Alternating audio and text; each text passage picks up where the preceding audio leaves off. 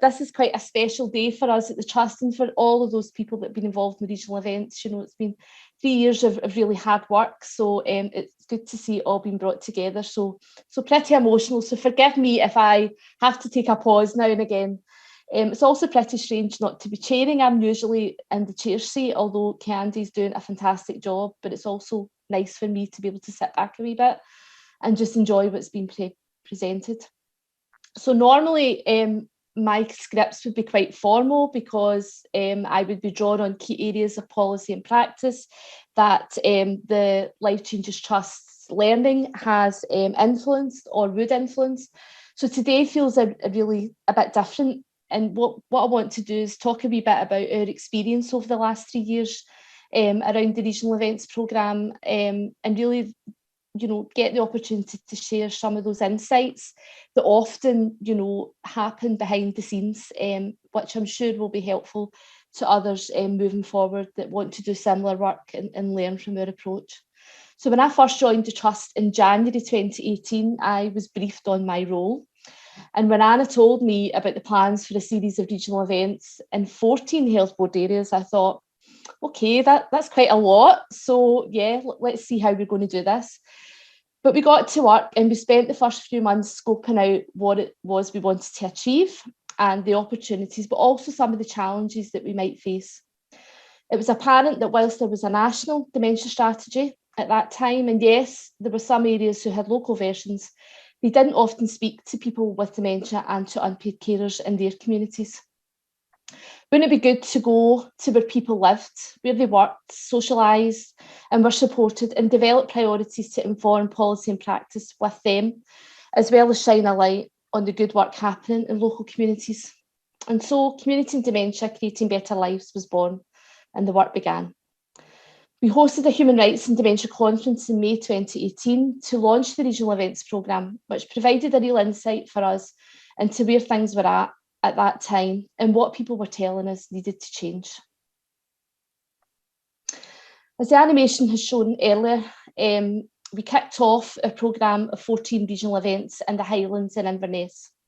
When I say regional events, we did them face-to-face. When we did them face-to-face, they were typically over 3 to 4 days with storytelling sessions first, then a social event or series of social events, finishing with a conference. When online, we offered the same, with the conference being a webinar, but sadly, we weren't able to host any social events because of restrictions. For the events, it was really important for us that planning took place at least 6 months in advance, alongside local people, and that we listened and learned about what was important in their community and what an event had the potential to achieve and who needed to be involved. In total, across all of the 14 health board areas that we engaged with, we held at least 50 planning meetings. 50, when I think back, 50, which probably accounted for an average of 3 hours per meeting. So you're talking about at least 150 hours worth of planning. And these happened face-to-face and online. Collaboration was so important, and I can't stress that enough. So we involved lots of different stakeholders, from people with dementia and unpaid carers to the voluntary sector, to also looking at key people within health and social care. But obviously a nice lunch was really helpful too, and lots of tea and cake. Although it was hard work and it took time, the collaborative approach was key. It transferred the ownership of what was taking place to the communities themselves, and had real value when learning was then taken forward to influence change after the event. The commitment from the Trust was to facilitate the planning, the organisation and the funding of the events, with the content and delivery of the programme firmly with planning partners. This was appreciated and recognised, and you could see a real change in partners who seemed a bit overwhelmed, I have to say, by the prospect at the very start. But then, as the process started to develop, they were prompting us with ideas, offering to help out, really seeing the approach as the right thing to do and that it would have a real impact. Prior to COVID, I reckon we travelled at the very least 25,000 miles by air, by car, on foot and by train. And I know I speak for other Trust staff when I say it was a real privilege to visit and be welcomed by communities from across Scotland and hear about some of the projects there.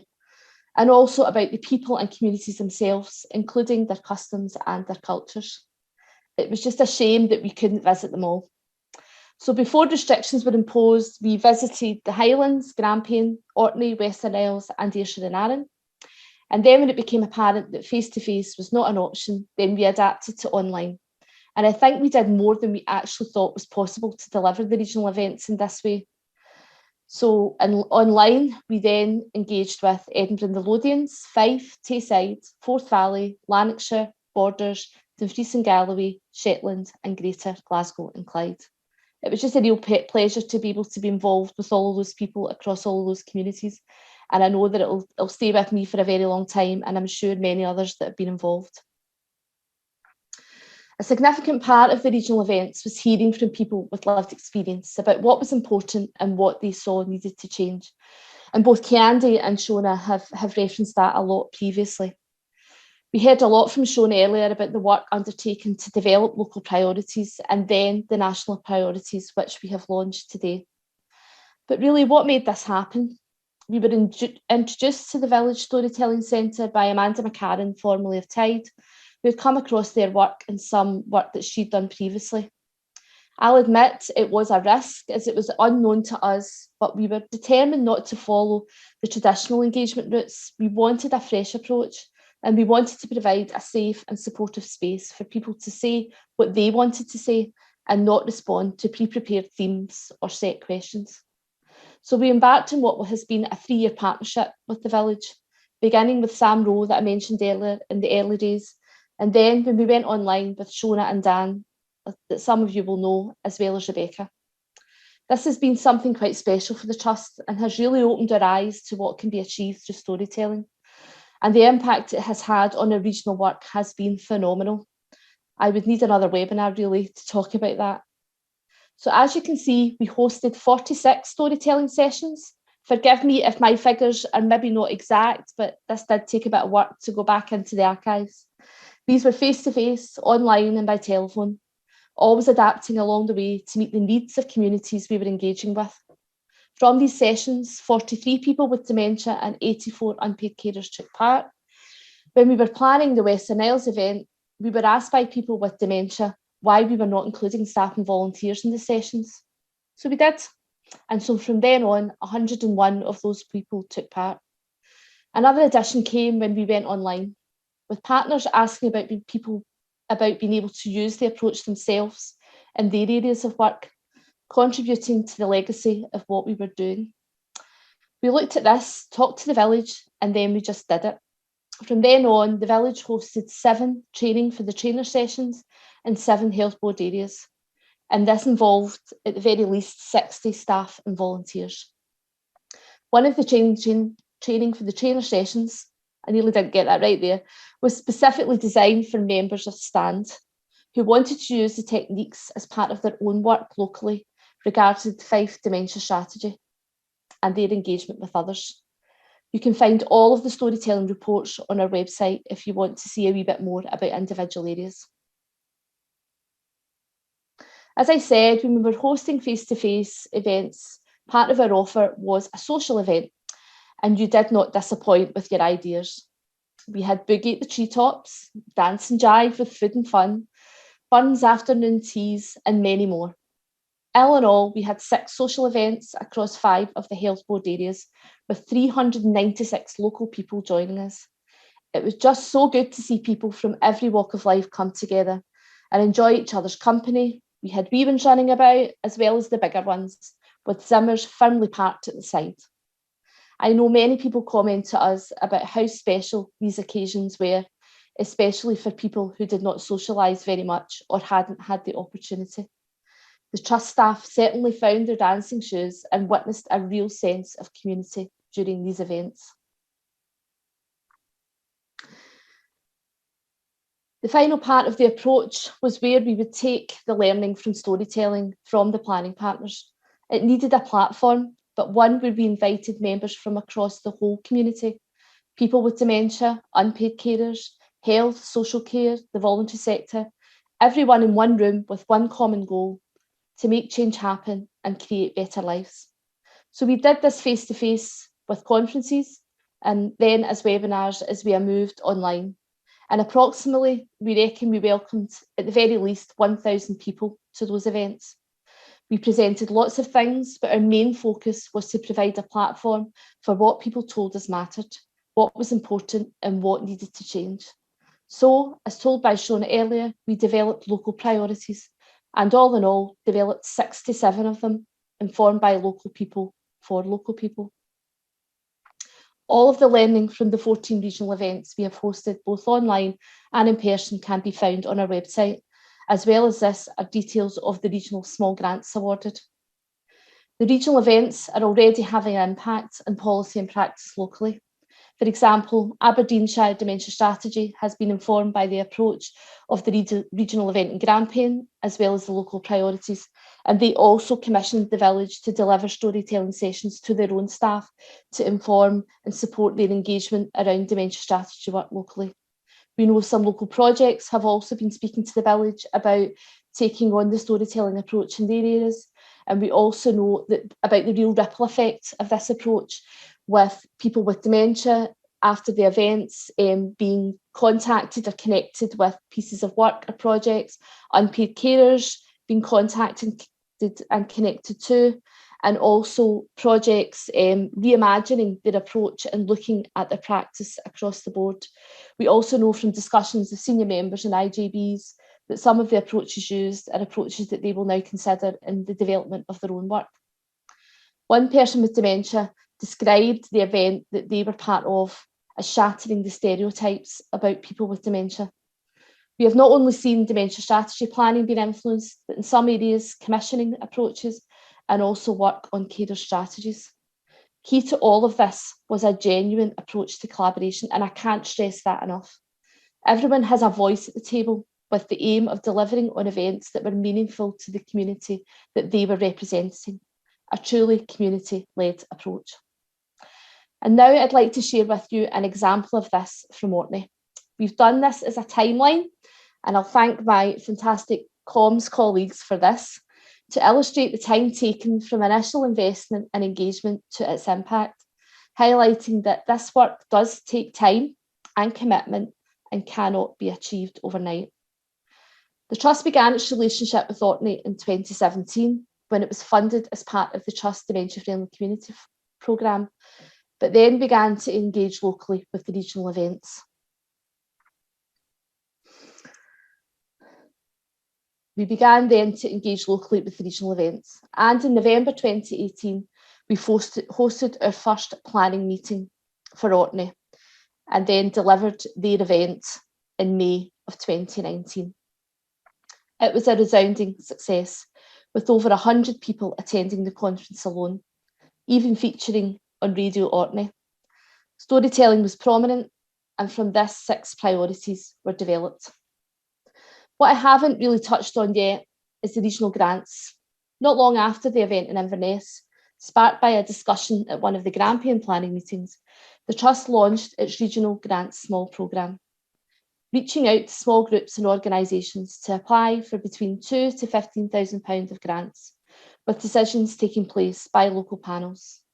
The Orkney grants totalled over £80,000, and you will see which groups were successful when we move along this timeline. In December 2019, we were invited back to Orkney to talk to the Chief Officer at that time about the event learning, the priorities, and what was needed to make these a reality locally in dementia policy and practice. This began a year-long programme of work to ensure that learning from the regional event was firmly rooted in the Orkney dementia strategy, and that what local people had contributed to was not lost and was truly driving change. The Regional Grants Programme was also taking shape at that time, and we appointed Age Scotland Orkney as Learning Network Coordinator. I'll not say too much about this, as I know Blake Stevenson are talking a bit later on about the evaluation, so I'll leave that to them. The groups who received small grants began despite the challenges of the pandemic, and then we got the news we had hoped for. We were invited to attend the IJB meeting in September of 2020 to present the Orkney Dementia Strategy with partners, and then witnessed firsthand it being endorsed by IJB members unanimously. I'll share a quote in a wee bit about from one of the IJB members at that time. The work in Orkney has continued to grow. From the first funding in 2017, it now has a strong network in place and a community-led dementia strategy building on this work. IJB members were keen that the approach adopted by the Orkney Dementia Strategy influence how future strategies are developed. So watch this space. I said I would come back to you from the IJB with a quote. So here is that quote, and I'm just highlighting some of the small grants projects that are now up and running in Orkney as part of that timeline.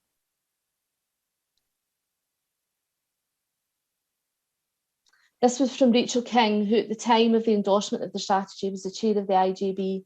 And what she said was, the word used here is exemplary. In terms of how this has been conducted, this is very much driven by people with dementia and those caring for people with dementia. It comes from the place it needs to come from. So thanks very much to everybody that's been involved in the Orkney work. It is really special to us, as is all the regional event programme work, but it's really good for us to see tangible differences from that first funding relationship right up until it having an impact in local policy and practice. And so it's time for me to go, but before I do, I want to say a few more things. I want to say thank you to the Trust, the Dementia Programme particularly, for their vision of the regional events and what it could achieve. I want to say thank you to the many people we have met, worked, danced with, and got to know along the way. It's been our pleasure and privilege. And to the staff at LCT, past and present, what we do is a whole team effort, and I can't thank them enough, as at times it was tough. Sorry, it was tiring, but my goodness, what we have saw come out of this has been nothing short of sensational. And the legacy of this learning will stay with us all and be carried forward by our legacy partners. We also have the green t-shirts as a lasting memory, and our staff will know a lot about that. And so before I hand over to Gillian Scouse and John Richards from Orkney, who will tell us more about the impact of the regional events for them, I'll leave you with this quote from Jerry King. We were halfway through into the regional events programme when it was suggested we should hand over chairing duties to people with lived experience. And my goodness, it was the best decision. So over to Jerry. On a personal note, I would like to thank the Life Changes Trust for placing their faith and trust in Irene and I today. Living with a diagnosis of dementia is full of losses, do's and don'ts. We do not have a choice in many things anymore, a basic right that we all take for granted. Today, they gave us the right to choose again. We chose to accept their invitation to co-chair this amazing event. We chose which sections we would host, what we would say, but most importantly, Irene and I, two youngish people with dementia, had the choice to be involved in something meaningful and worthwhile, which has given us the most amazing sense of self-worth. I think what Jerry does is reminds us all about the importance of voice. The regional events legacy is that people are empowered in their own way and have the mechanisms in place to use their voices to influence change. The same can be said for many areas of work by the Trust, including dementia-friendly communities, champions boards, and the advisory group, to name but a few. We have launched a set of national priorities today, and I would love to see them having the same impact as the local priorities have had in many areas of Scotland. This is not the end. We are simply trading in the pink Life Changes Trust bus, sorry Deborah, for something bigger and better.